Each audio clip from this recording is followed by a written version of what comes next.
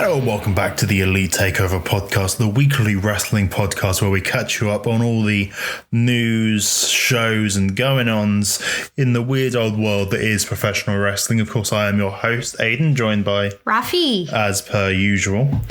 And of course, if you enjoy this and want to hear more, make sure you give us a subscribe, like, all the things that you would do with a typical YouTube video or on the podcast side. Follow us, make sure you check us out each and every week, as we will always be here, and we will be doing a review of NXT Vengeance Day, which will be coming out on Monday, once that is after that show has concluded.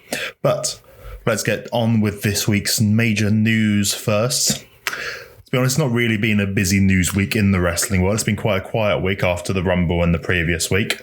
Yeah. But we do have some small bits of news, mainly on where some wrestlers are at the moment. Because there are a few wrestlers who've kind of disappeared off TV. So first off, we'll start off with Braun Strowman.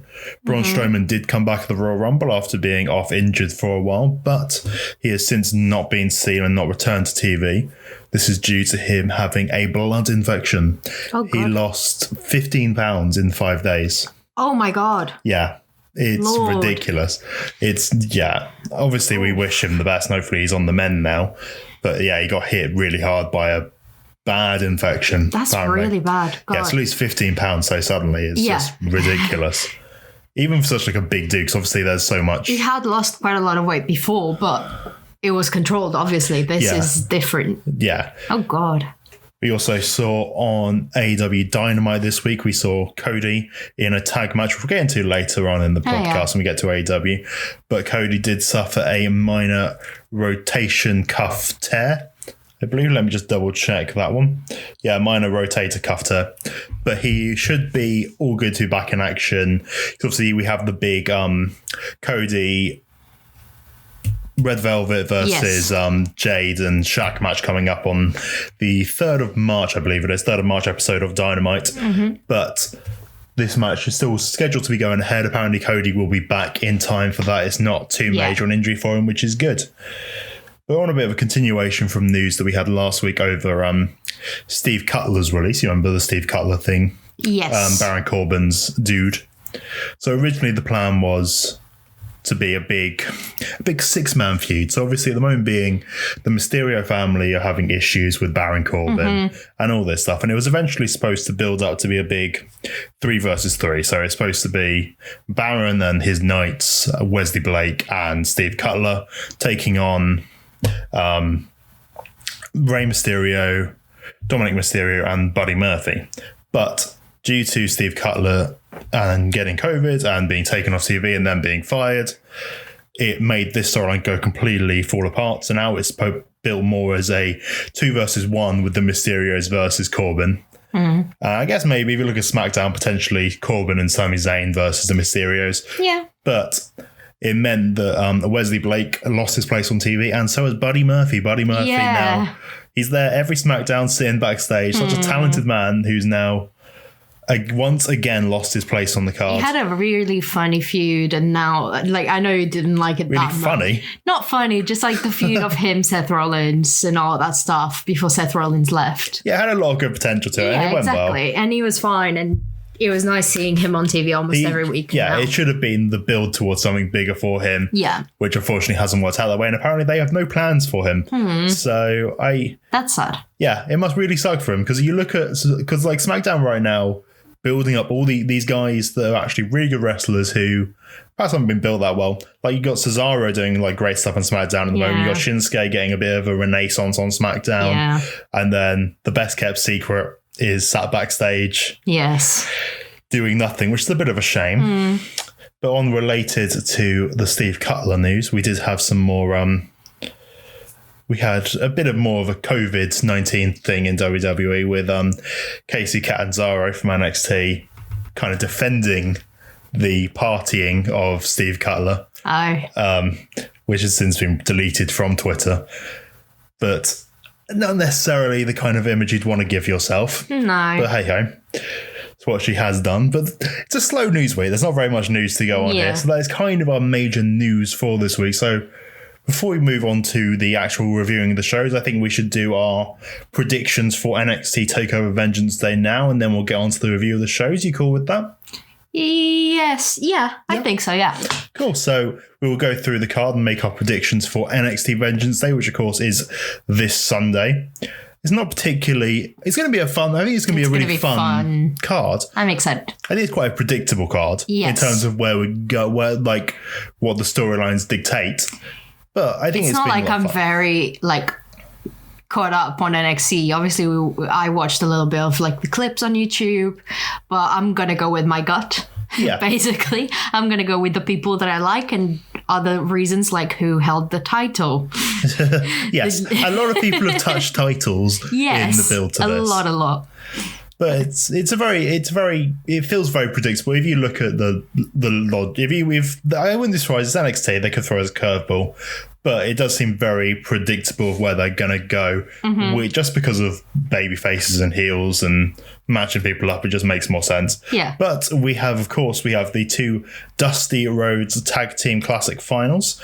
The first one will be the men's, which is going to be Grizzled Young Veterans, Zach Gibson and James Drake, taking on MSK, the newly debuted team, formerly the Rascals and Impact, come over and they have dominated this tournament, going all the way to the finish as the big baby faces.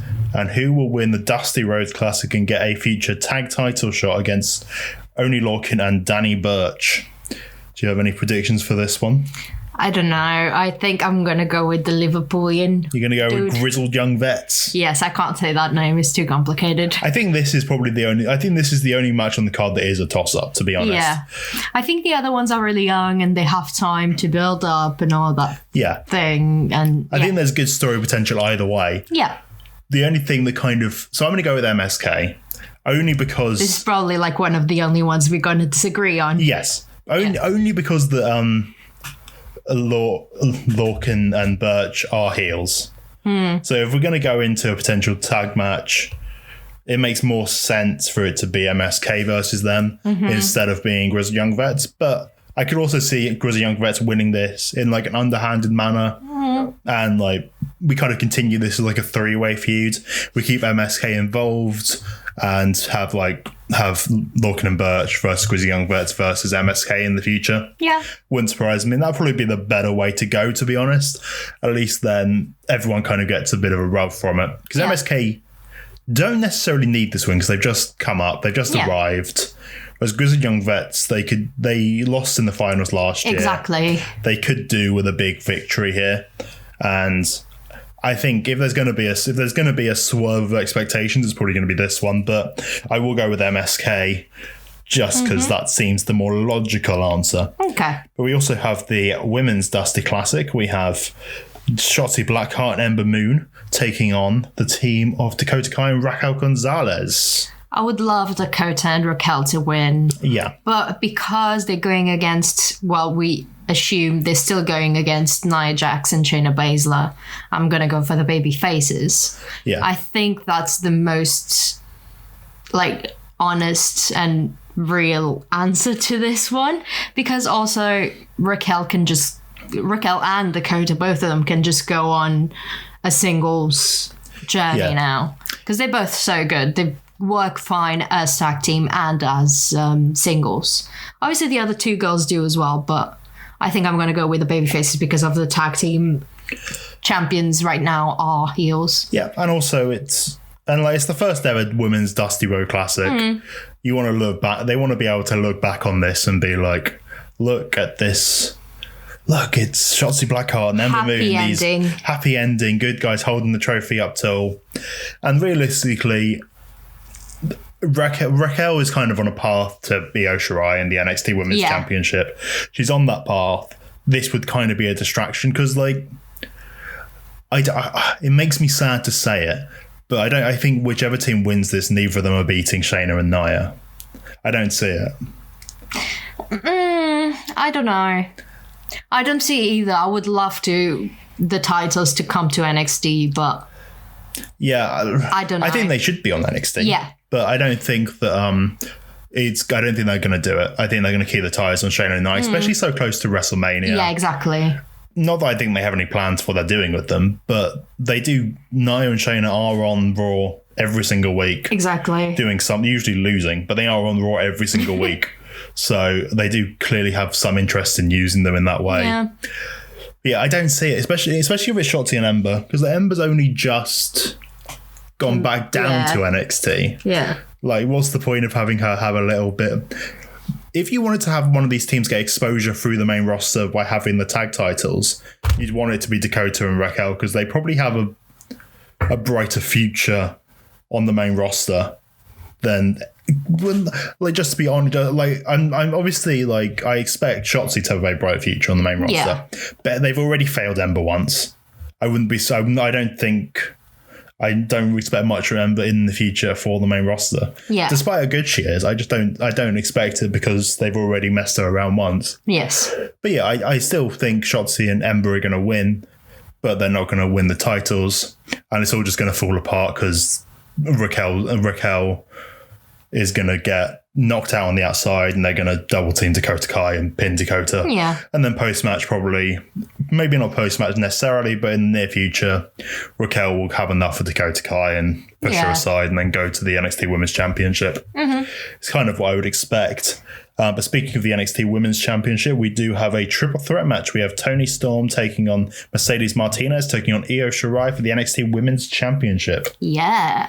So both of the girls that are challenging Io Shirai have held the title. So I'm going for Io Shirai. Yes. For that main reason. Yeah, the old, don't go for someone if they've touched the title. Exactly. That's never good. And yeah, Mercedes Martinez and Toni Storm both have touched the NXT Women's Championship. I think the one with more chances of winning it would be Toni, but I don't think so. Yeah, I would say it's the way I would say it's 80% chance of Io Shirai winning, 15% of Toni, 5% of Mercedes Martinez. Yes. Yeah, I agree. Like, I definitely think Toni Storm is a future women's champion in NXT. Just like she did in the UK? Yeah, the NXT UK one. I see her being a future one, but I don't think the time is right. She just came back. Yeah. I wouldn't necessarily be surprised, but it doesn't it's not the right timing, and especially since, like, they very clearly set up for. Neither would I particularly. I would love seeing Toni Storm as the champion, but I wouldn't mind a change. It's been a long time. The title. Yeah. It's been a long time with Io with the title, so I wouldn't mind a change. But like I said earlier, they're very set on going towards this Io Shirai Raquel Gonzalez match. And Raquel's probably going to be the woman who takes that title off her sooner rather than later. Yeah. We have the North American Championship. We will have Johnny Gargano, good old John, taking on Kushida for that North American Championship. Yeah, Johnny Gargano is going to retain. Yep. He's so good at what he's doing right now with the title and everything, and he shouldn't lose. Just being silly. This has been a really good run by Johnny. Yeah, he shouldn't lose. Kushida probably does need this victory, but Kushida was also every week on NXT. He has stood tall. Yeah, he has stood tall every single week. He has touched the title. Exactly. He's been on top of Johnny Gargano, and. Like, realistically, I expect this to be a nonsensy finish, because I kind of expect Dexter Loomis to get involved. Yeah, and obviously, exactly. The way will be there as well on the outside. You can kind of see Austin Theory, Dexter Loomis getting involved with each other, which then leads to a distraction in the ring where you think Kushida's going to be able to take advantage and get Johnny, but instead Johnny gets the advantage and gets Kushida. It's kind of what I expect in this one. And Johnny tapped out. Johnny tapped out on NXT this week. Yes. To the hoverboard lock. He tapped out in the middle of the ring. So I know Johnny's a heel, but I think he's still going to retain here. And I think he'll probably continue this feud further down the line, maybe into a triple threat with Dexter Loomis involved. Yeah. But we'll see going forward where that is going to go. But I don't think this is the right time to take that championship off of Johnny Gargano. Yeah. Besides, the championship needs to get to Cameron Grimes sooner rather than later. That's the most important thing here. And then in our main event of the evening for NXT Vengeance, they will be having Finn Balor taking on Pete Dunne for the NXT Championship in what is sure to be a brutal match of lots of broken fingers. Very excited. I wonder whether Finn's going to break his jaw again in this one. Oh, God. Please no. I don't know. I would love Pete Dunne to win. Yeah. I would love Pete Dunne to I think win. it's a very similar situation to Kushida. I think Pete Dunne actually, he deserves this win. He kind of needs this win. Yes. But I don't think he's gonna. it's not now. I don't think he's gonna. Like, even though I love Finn Balor and everything, I would love to see Pete Dunne with the championship again. Yeah. Well, like you say again, he's never held the NXT title. He held the NXT UK title. Yeah, no, that's what I'm saying. Like, it would just be nice to see him holding the NXT championship. Yeah, but I don't see where they would go with. There's no, like, apart from Kyle O'Reilly, there isn't really any particular challenges, and maybe I guess Adam Cole as well, technically. There's not really any particular people that are like in the lines for Pete Dunne. Yeah. Whereas we're still building up this Karrion Kross thing. Exactly. And that has to lead back to him. Yeah. And as much as I don't want it to, because I'm not really interested in Karrion Kross, it will lead back to him getting that championship belt. But we need to keep up we need to have Finn Balor holding it, especially since they're still teasing the idea of Edge and Finn Balor. Yeah. So you need to keep Finn with that championship so that when Edge makes his decision, it makes more sense. Yeah. But yeah, so that is our NXT TakeOver Vengeance Day predictions, which we only did from one match. Yes. So and that's probably going to be the first match of the night. So it's going to be very easy to see who wins this one. But we will be back on Monday with our review of NXT Vengeance Day. But let's get on with the rest of this show first and talk about the week of wrestling. What has been going down this week? Obviously, we started off with Monday Night Raw. Sorry for that bang. I just hit my phone against the wood. But we started off with Monday Night Raw and a surprise return to start things off. The return that everyone has been excited for. Money. Dollar, dollar. Dollar, dollar. Ding, ding. Bling, bling goes the cheddar. The mana. The mana, the cheddar. Shane McMahon came out with Adam Pearce because it's WrestleMania time. We need Shane McMahon back. Yeah. And maybe I have no idea why they brought Shane back. But I guess I assume they're going to build to a match, probably. You'd have to assume because it's Shane. But I have no idea what match or whether maybe potentially this was just ratings. Who knows with this stuff? But it is WrestleMania and it is Shane McMahon. But he's out there with Adam Pearce to decide the Elimination Chamber match for Monday Night Raw, which is going to be Drew McIntyre defending in the Elimination Chamber against Sheamus, AJ Styles, Jeff Hardy, The Miz, and the Viper himself, Randy Orton, Randall Keith. Which should be fun. Yeah. I'm not really. I kind of would have preferred. I guess it's what they're going to do at Fastlane, is they're going to do the actual one-on-one between Sheamus and Drew. Yes. But it kind of would have been nice just to have that here. But they're kind of in a difficult position because typically Elimination Chamber, I think Elimination Chamber works best when you can do an Elimination Chamber match to determine the number one contender for WrestleMania. Yeah. Because I always liked it back in the day when you'd have the Royal Rumble winner would win, decide which brand they were going to go after, and then in Elimination Chamber, you kind of have the number one contenders match to decide who the other brand's contender is going to be for WrestleMania.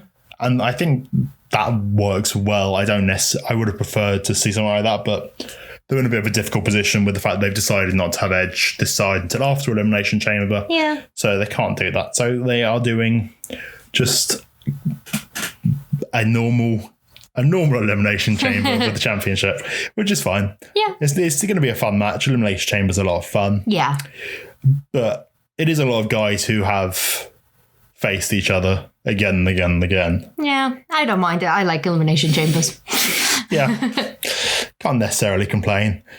We saw the return to in-ring action of Kofi Kingston on Monday Night Raw. Kofi Kingston returns to face Retribution. They managed to pick up the big victory over T-Bar and Slapjack as we continue this feud between Kofi Kingston and Mustafa Ali, which is a very one-sided feud, to be honest. It's not really going all that well for Mustafa so far. As everything And with I don't think it will.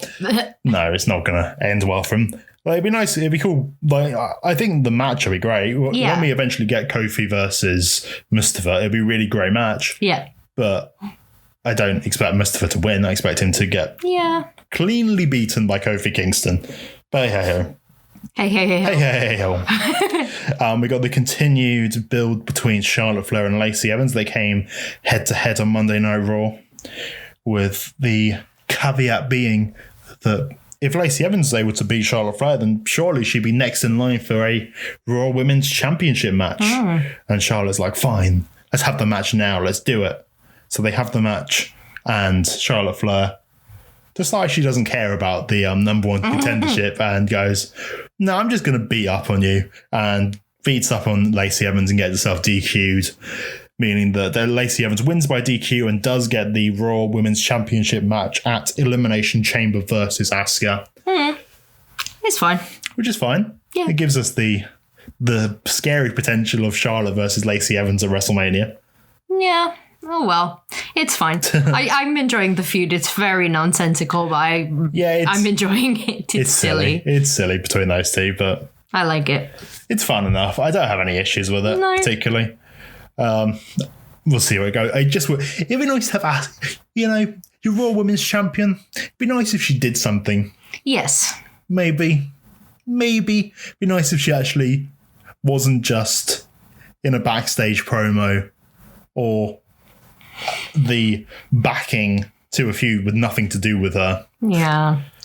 Which is what she's been doing for months and months and months and months and months. Now it's Charlotte. Before it was Lana. She hasn't done anything since. Yeah.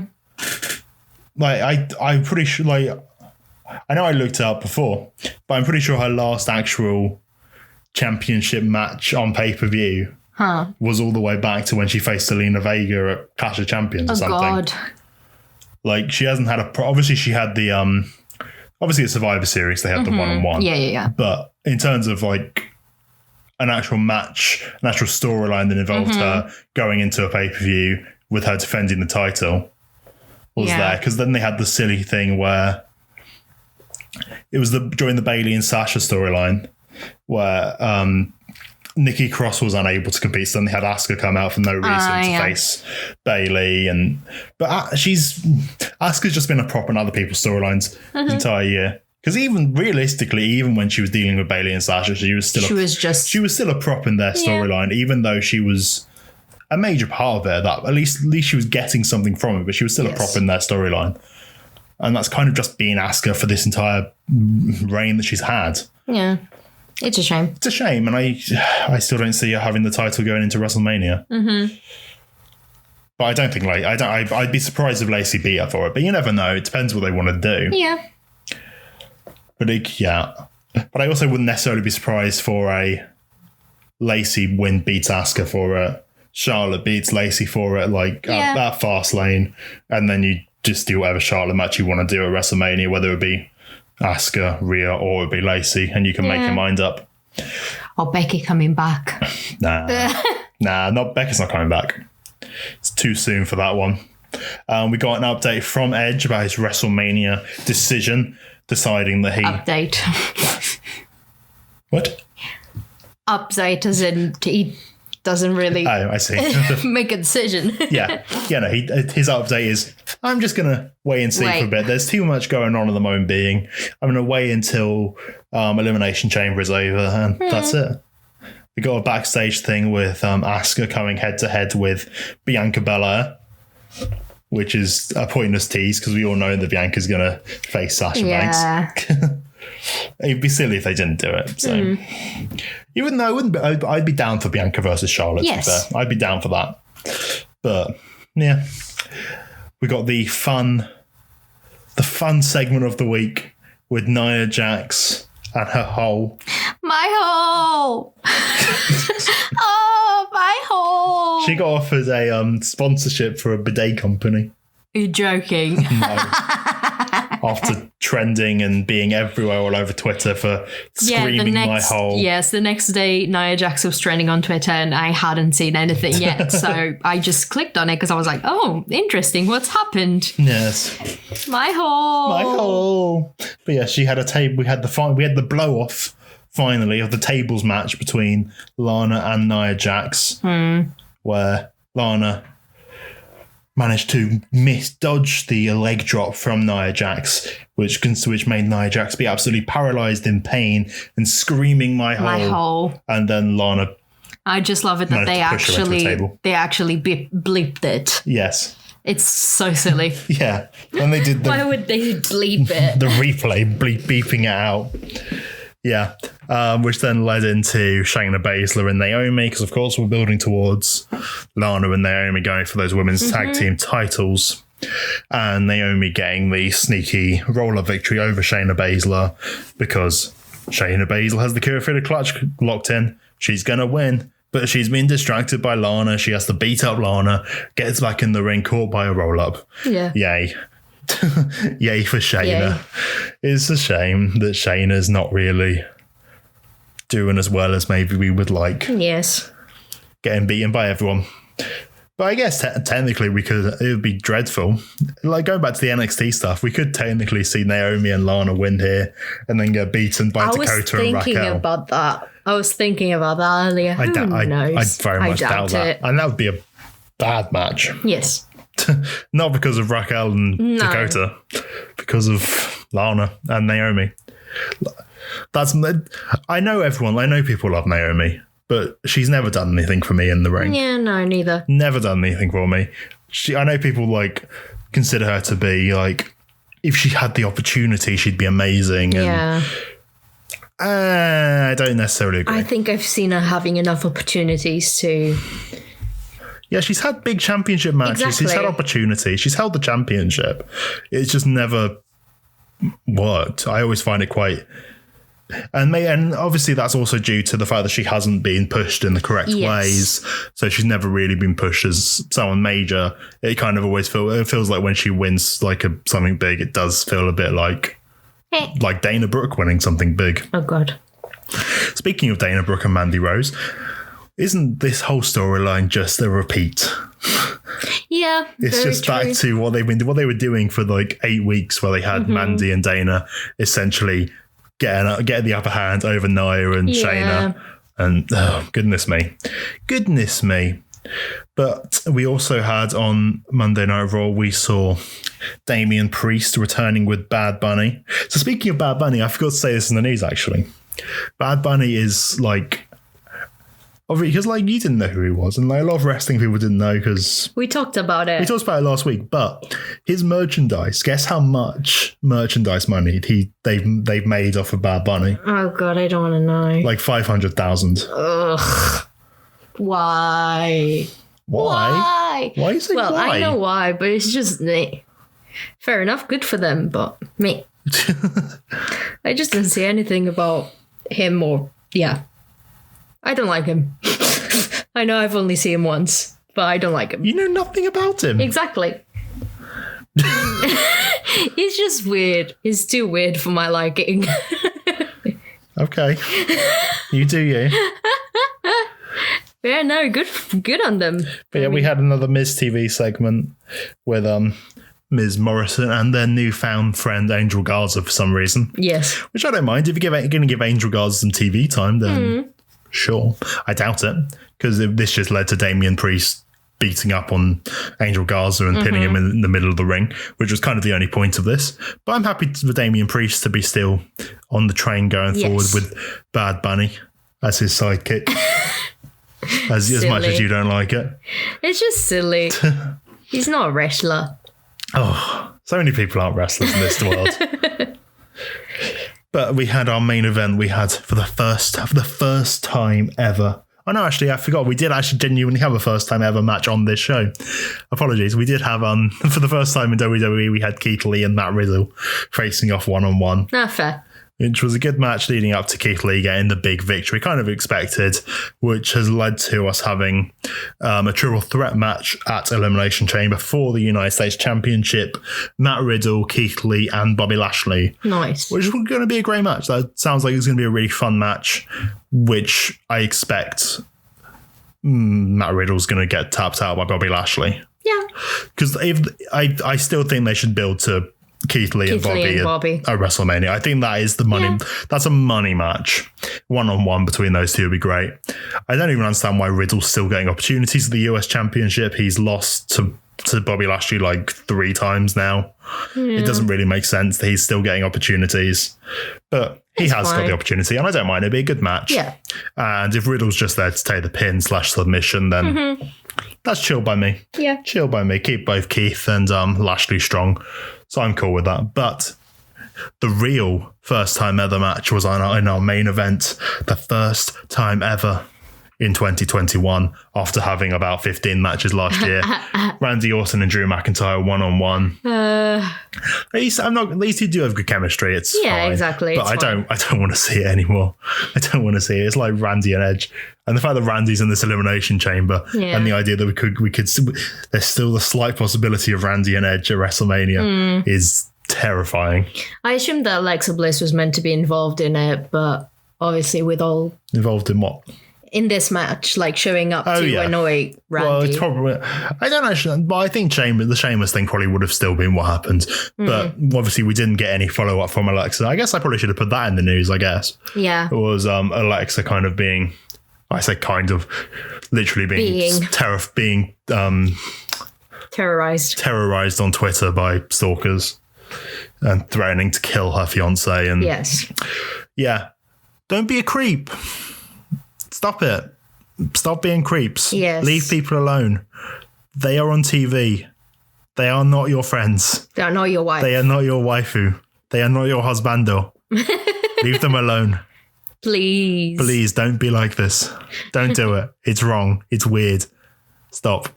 But his Twitter account got deactivated finally. But I think he made another one. But then it got reactivated. Oh, did it? Oh, great. Yeah.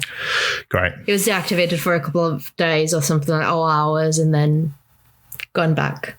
Great. Yeah. But so this match ended with if you see the account, just report it. Yeah, just report it. Don't make any comments on it. Just report it and he get wants it taken the attention. Down. Yeah, just a weirdo. A complete and utter weirdo. But so this match ended as all Raw main events end with a DQ, especially with Randy Orton matches. Yes. It's always someone gets involved to prevent the match from really having an ending.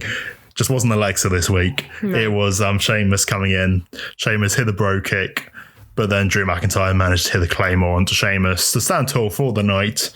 But the match ended in DQ, nothingness. And that was Monday Night Raw. Pretty standard Monday Night Raw. Nothing overly exciting on this one. Yeah. But next we'll go on to AEW. Pretty exciting week on AEW. A big main event of Kenta and Kenny Omega taking on Lance Archer and Jon Moxley. Very exciting stuff there. But we started off the night with Darby Allin defending the TNT Championship against Joey Janela. Just because, as you mentioned last week, match doesn't really make any sense why Joey's getting this opportunity, but hey ho, it was a good match. It was a fun match, yeah. It wasn't like necessarily, it wasn't as dangerous as you'd expect from these two. Yeah. Because they're both very much known for being crazy, silly, being dragged by a car inside a body bag. Yes, we'll get to that. Well, I guess talk about it now because it's Darby related. So Darby wins, but then later in the night they do their typical, we need to get Sting on TV. It's Sting! And Sting comes out before he can say any words. Team Taz is like, hey, Sting, we got your friend. Sting. We got your friend, Sting. Look, Sting, we got your friend. And Darby Allin is attached to the back of their pickup truck in his body bag, and they drive away, dragging Darby's body on the ground. Goodness. Which my immediate response was, well, he's on a sled, you would assume, inside of the body bag or something to protect his back. And then you just went, it's Darby. It's Darby. Probably not. Probably not. He's probably just scratching his back up. Yeah. Probably. That's Darby for you. And then Sting leaves and we don't hear anything else about it throughout the rest of the night. It's like the Marco Stunt thing from, I don't think it was last week, the week before. Where he was kidnapped and then they had the interview and it's just like, they released him. He's okay. They released him. It's fine. We didn't get any follow-up. Just traumatized, but he's okay. He's fine. He got released. We had the tag team match, as I mentioned earlier in the news, of Cody Rhodes, Lee Johnson taking on Cesar Bononi and Peter Avalon. Pretty Peter Avalon, I should say. It felt like it was cut short because of obviously Cody getting injured. But Cody wasn't even the focus of this match. This match was all about Lee Johnson, him getting his first win in AEW. He looked good in the match. Yeah, he did. Cesar Bononi looked rubbish. I thought he looked really bad. I didn't even pay that much attention. No, you zoned out because it wasn't really an interesting match. No. Because it's not really a Dynamite match, really. None of these guys are really built up for Dynamite, to be honest. I know you have to give people opportunities, but yeah, Cesar Bononi, I thought he was bad. And it was him who ended up injuring Cody. So I didn't think he was very good at all. But I'm not a wrestler. I don't know what I'm talking about. So take my words with a pinch of salt. But the match ended with Lee Johnson getting the victory over Peter Avalon. Then a nice little promo afterwards, hyping up Lee Johnson. And it was announced to Twitter afterwards that Lee Johnson now officially signed with AEW and is under contract, which is good for him. He has a bright future ahead of him, so that's exciting for him. But this match was very much a nothingy match. Yeah. But hey ho. Speaking of nothingy matches, next up we had Pac taking on Ryan Nemeth. Yes. Which was literally I was 2 like, minutes. what's Dolph Ziggler doing here? And then I realized, oh no, it's his brother. Yeah. What's Dolph Ziggler doing here? Oh no, it is just Dolph Ziggler because he does the same moves as Dolph Ziggler. It was fine and just showing Pac coming back. Yeah, it's just Pac getting a victory, which is nice. I'm not going to complain about seeing Pac on TV. Exactly. I always like seeing Pac. Far from when the only thing I found it very entertaining is he spent about 20 years just standing on the top rope before doing the Black Arrow. He stood up there for ages while Ryan Nemeth was just passed out on the floor. He just stood up there forever, which is quite entertaining to me. Yeah. But Pac gets the easy victory of the Brutalizer. After that, we had, let me have a quick look. So I've actually forgotten what happened after that. After that, we had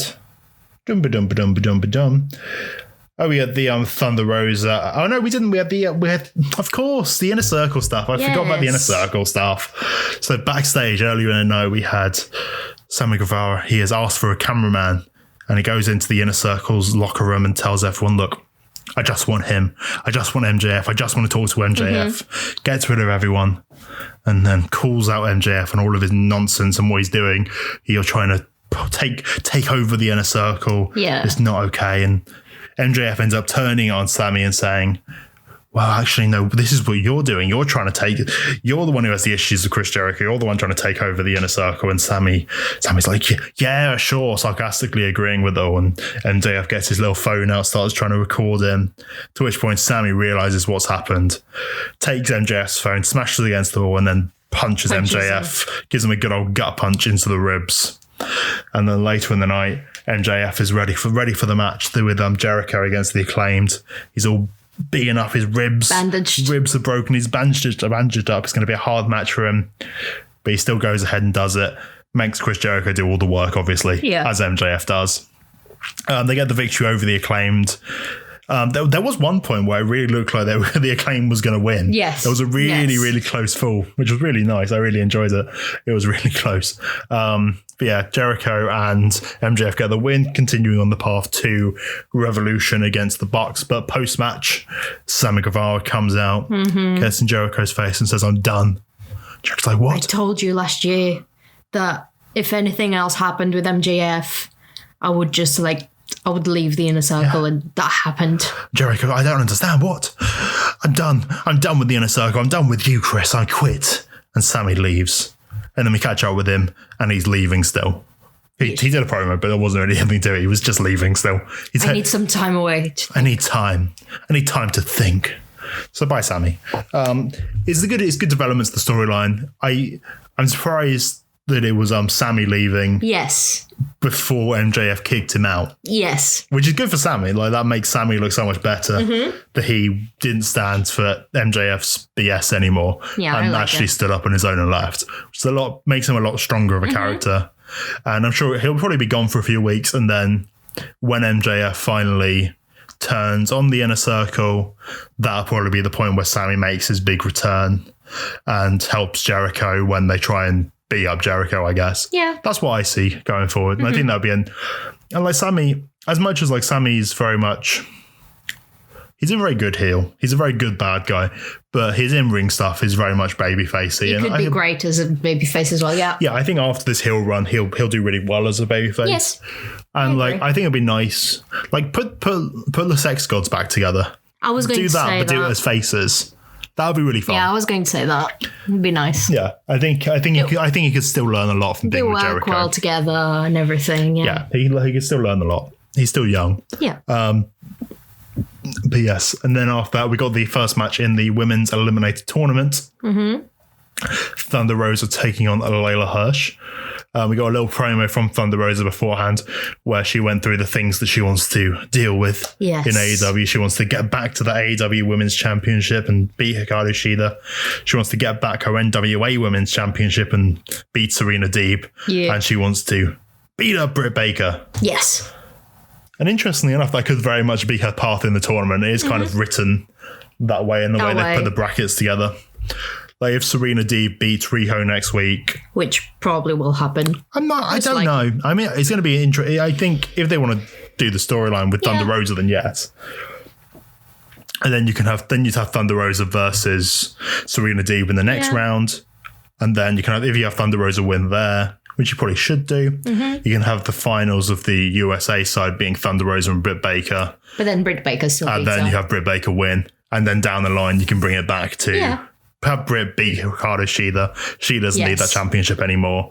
And have Thunder Rosa and Britt Baker bring the storyline back around to Double or Nothing or All Out, which I think would be good. And then have Thunder Rosa win. Good. I think that's what they should do. Whether they will do, who knows? But that would be a good long-term storyline for the women's division and perhaps would bring some more credibility to it. Yes. Instead of everything that's happened with Shida. Thunder Rosa and Britt Baker were the first women in a long time to have a non-warm-up match for Dynamite last week. Yeah, and then, last week, Thunder Rosa and Britt Baker not being in the death slot of the women's division match, actually getting to have a different slot on the card, which was nice for them. Yeah. But this week, back to the death slot in the card. Yeah. Having the Japanese matches on YouTube on Monday. So, of course, we'll be talking about those next week. Or the Japanese side of the tournament will be on YouTube, which makes sense because it's all going to be in a lower quality and not the same visual way that they would like to be on TV. So it makes sense for us to be going this way. But in our big main event match, a lot of fun. Kenta, Kenny Omega, Jon Moxley, and Lance Archer. Really fun match. Throwing potatoes at each other. I saw a video on TikTok, on AEW's TikTok, where it's Kenta beating on Jon Moxley on the kitchen, and then suddenly you hear everybody, and when the dice comes in, is Lance throwing the potatoes at them. Everybody, potatoes! It's so funny. It's such a silly clip, but I loved it. It was a really fun match. Yeah, really fun match, and it was great to see. It was really great to see Kenta. A lot of interesting stuff of the future potentially. Yeah. AEW has trademarked the Forbidden Door and the Forbidden Portal, which is the hypothetical door between AEW and New Japan Pro Wrestling. So it's going to be interesting what goes forward with all this stuff. But it was a really fun match tonight and a good build up towards Kenny and Moxley and also Kenta and Moxley and potentially Kenny and Lance Archer, which after this match I'd be really into seeing. Yeah. I didn't necessarily think I would be, but I'd be really into seeing that match happen properly. I think it'd be really good. It's exciting. Yeah. But lots of fun stuff. People getting put through Pretty Peter's bed on the outside. Yes. Going back into the kitchen, a big DDT onto the metal tables. With the ref holding the tables. Yes, because for some reason the tables didn't have any locks on them, so they were just rolling around.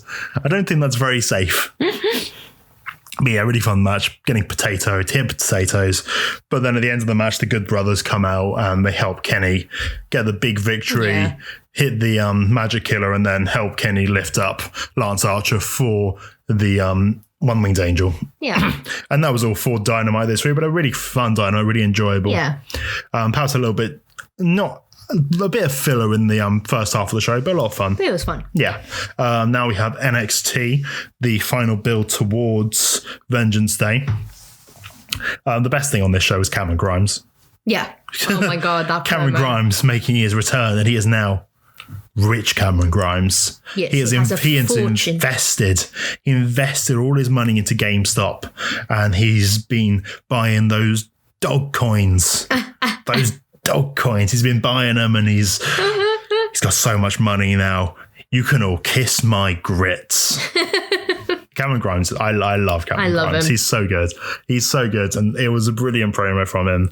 And I just look forward to whatever he's going to do. Mm-hmm. Whatever it is. Yeah. I don't care.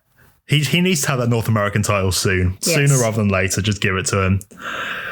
He's brilliant. Yeah. That's all I have to say on that one. To be fair, I'd love to see his nonsense against Johnny Wrestling's nonsense as well. Yes. Like them both feuding would just be so funny. Yes. Speaking of, it was very much a night of good promos for NXT. Yes. We had Johnny Gargano. It had been teased on Twitter by Austin Theory that Gargano was not going to be able to make it to TakeOver. Yes. He had been brutally injured by Kushida, and it was true. Out came Johnny in a wheelchair with his arm in a cast, and he calls out William Regal comes out and is calling out Johnny Gargano, and Johnny's like, no, I am injured. Look, I have the X-ray up there, broken in multiple places on his arm. But then William Regal's like, what bone is that? What bone is that? And he's like, it begins with a D, begins with a D. William Regal's like, do you know how I know that isn't yours, Johnny? It's like, but it says John Gargano. It says John Gargano. That's me. That's my name. I'm John Gargano. And then he's like, well, John, you've been in a lot of pain, and also that R means right arm, and your left arm is injured. And he's like, oh, dang it. No, it's an R because it's real. Yes. The R stands for real. And Johnny wants to get away with not having this match against Kushida. He's like, just give me a couple of weeks to get better. Give me like a couple of months. I'll be fine, Yeah. But then William Regal's like, I have to ask Kushida. I have to ask him what he thinks about all this.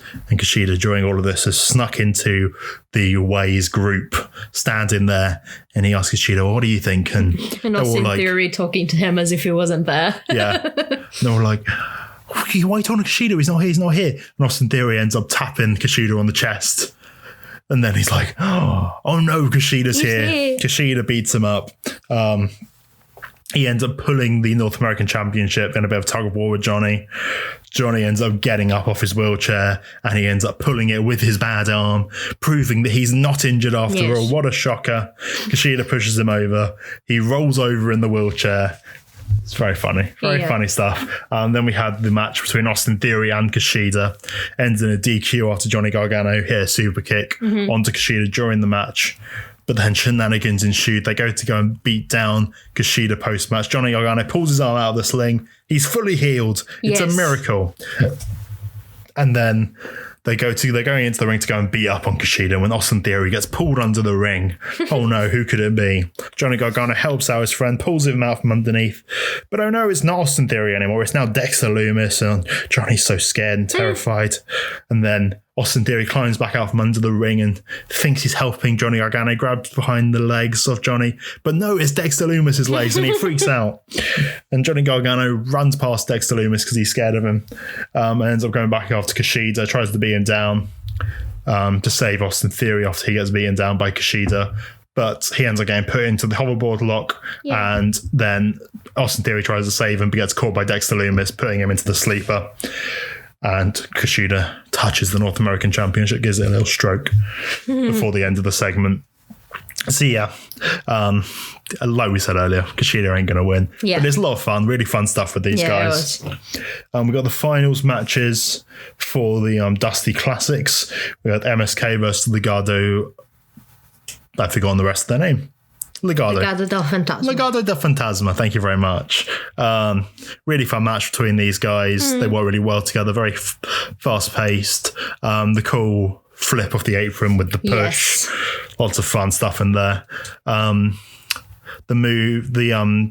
The double team move from Legado del Fantasma, where he jumps on. He has one of them on the back, and then they jump on the guy on his back and jump over onto the other guy. That was really fun. It was a really good match between these guys, and MSK picks up the victory moving forward to TakeOver.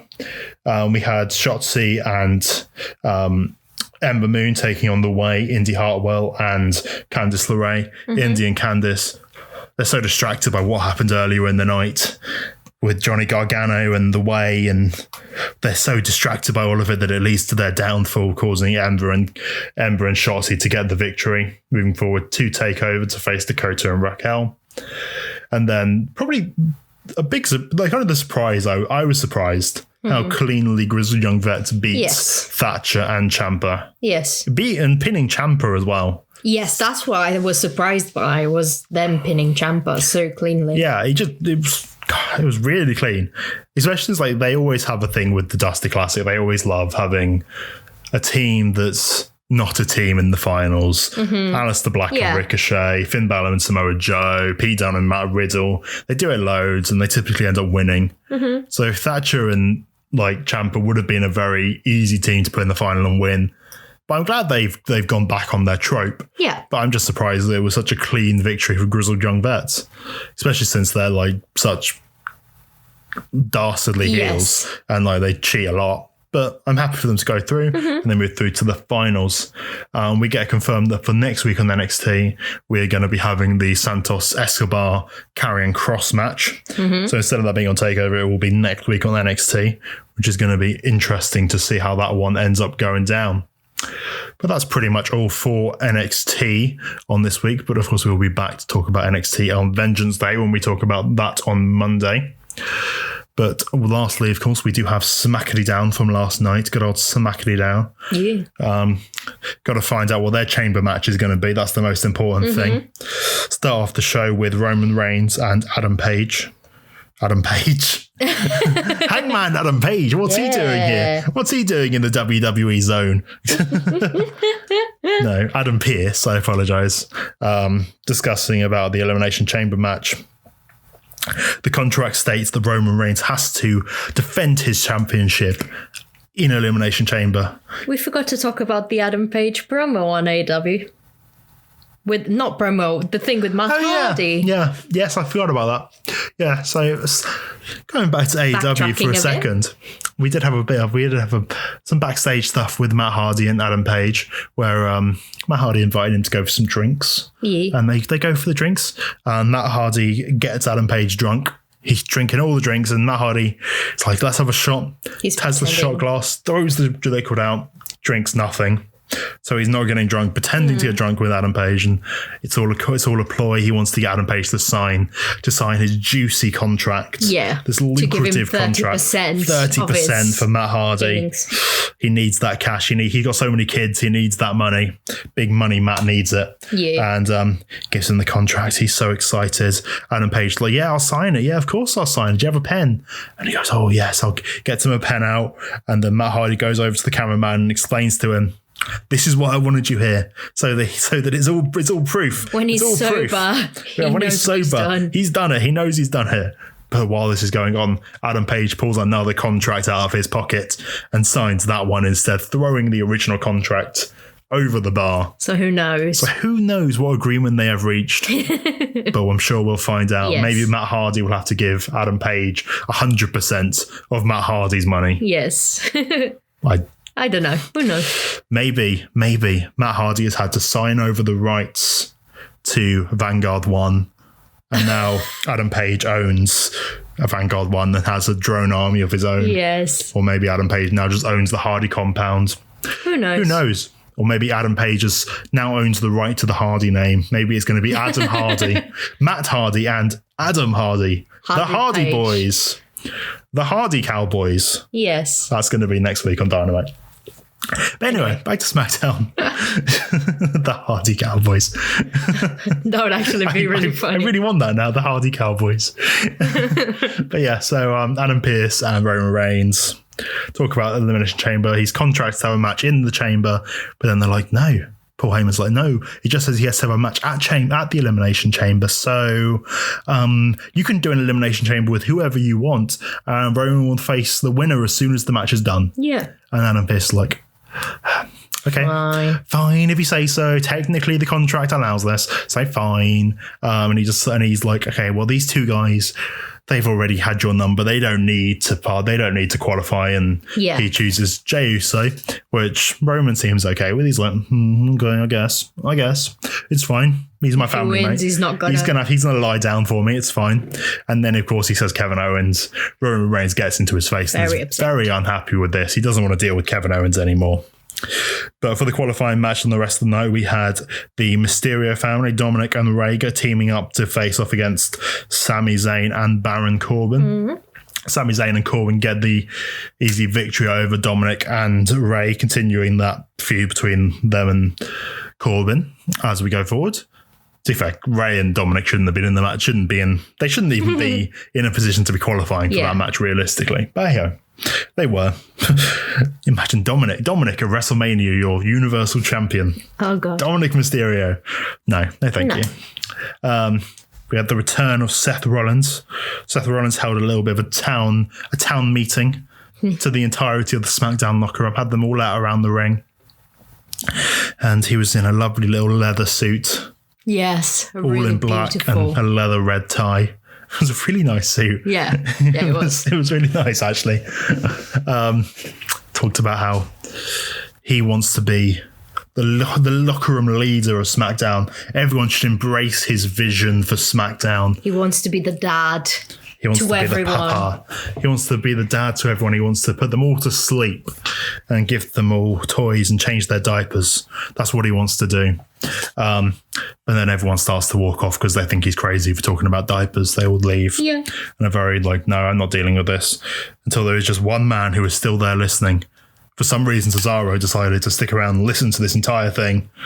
And Seth's like, I knew it. I knew you would enjoy this, Cesaro. I knew you would embrace my vision. To which Cesaro's like, Nah, I just thought there was free food. So I hung around till the end. There wasn't free food, so Cesaro decided to leave. At which point Seth was very upset and went out to attack Cesaro, attacking his knee. Which would then play a part in the main event of tonight. Daniel Bryan came out to go and save his tag team partner Cesaro for the night, preventing Seth Rollins from beating down on him anymore, which hopefully is a little tease for a potential Seth Rollins Daniel Bryan WrestleMania match, which I would love to see. I would love to see that. That would be great. I think that has to be the match. There isn't really anyone else for Seth or Bryan to face. Bryan, yeah. I think that has to be the match. But I think that'd be very good to see. Yeah. And then we had Bayley taking on Ruby Riott last week. She took on Liv Morgan this week and got the clean sweep over the Riott squad after beating Ruby last week. Beats Liv this week due to Billie Kay unintentionally causing a distraction, trying to give her updated CV, and it all didn't work out well for her. Poor Billie. She just wants a job. She just wants friends. Yeah, she just wants a tag partner. Yes. That's all she wants in the world. So yeah, Bayley got the victory. We got a weird segment with Bianca Belair and Sasha Banks where Nia and Shayna interrupted them just so they could essentially do the same joke from Raw with the my hole thing again. Yeah. That was literally the only point, is they wanted to get on the popularity of my hole. My hole. That was it. There wasn't nothing else to it at all, to be honest. I'm not going to waste any more time. The big main event was the other qualifying match for... Was there anything else to happen on SmackDown? I don't think there was. I don't think there was. No, Street Profits had a match, but that was just Street Profits won. They beat Otis and Chad Gable. But yeah. No, the big main event was Daniel Bryan and Cesaro taking on Dolph Ziggler and Robert Roode for the final qualifying match for the Chamber. The kind of story of the match was just that Cesaro was still injured from his attack from being attacked by Seth Rollins earlier, and a bit of a miscommunication between Daniel Bryan and Seth Rollins, where Daniel Bryan ends up diving Cesaro, where Daniel Bryan ends up hitting a suicide dive on Cesaro on the outside after these two have kind of been fighting the last few weeks. Yeah. In a friendly rivalry. But Cesaro has beaten Daniel Bryan every time.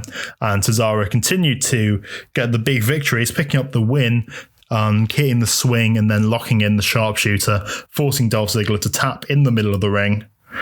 Which is good. It's good to see Cesaro getting big wins. Yes. It's interesting to see. If they're going to do anything with it, we'll see. But it's nice to see.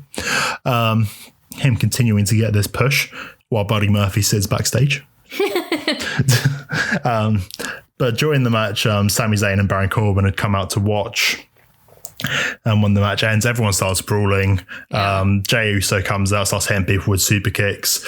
But Daniel Bryan manages to come back, takes out Sami Zayn, and then Out comes Kevin Owens, the music hits, and it's a stunner party. Everyone gets hit by stunners, and everyone falls down. Everyone but Sammy, because of course Sammy and Kevin are still best buds. Good.